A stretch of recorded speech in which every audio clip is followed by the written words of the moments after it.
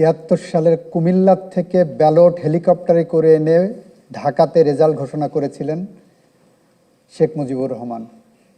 তার পছন্দের প্রার্থী খন্দকার মুস্তাককে বিজয়ী ঘোষণা করার জন্য গণতন্ত্রের সাথে বিশ্বাসঘাতকতা করেছিলেন, গণতন্ত্রকে হত্যা করেছিলেন। যার জন্য হত্যা করেছিলেন, যাদের জন্য হত্যা করেছিলেন, তারা এবং তারা পরবর্তীতে শেখ মুজিবুর রহমানকে হত্যার সাথে প্রত্যক্ষ বা পরোক্ষভাবে জড়িত হয়েছিলেন। খন্দকার মুস্তাক কুমিল্লাতে বিপুল ভোটে পরাজিত হতেন। এই কারণে সেখানে ভোট গণনার সাহস করেনি।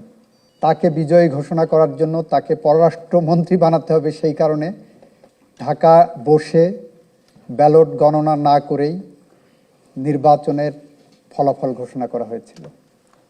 ৭৫ সালের 15ই আগস্টের হত্যাকাণ্ডের সাথে খন্দকার মুস্তাকের নাম জড়িত হয়। এটা হলো ইতিহাসের নির্মম বাস্তবতা। শেখ হাসিনা 14 সালে, 18 সালে এবং 24 সালের নির্বাচনে যাদের জন্য নির্বাচন ব্যবস্থাকে হত্যা করেছে, যাদের জন্য সংবিধানকে হত্যা করেছে, সংবিধানের কবর রচনা করেছে, যাদের জন্য মুক্তিযুদ্ধের চেতনাকে নির্বাসনে পাঠিয়েছে, তারা শেখ হাসিনার এই নির্মম পরিণতির পরে এখনো কেউ পাশে দাঁড়ানোর সাহস পায়নি। এটা হলো ইতিহাসের নির্মম বাস্তবতা।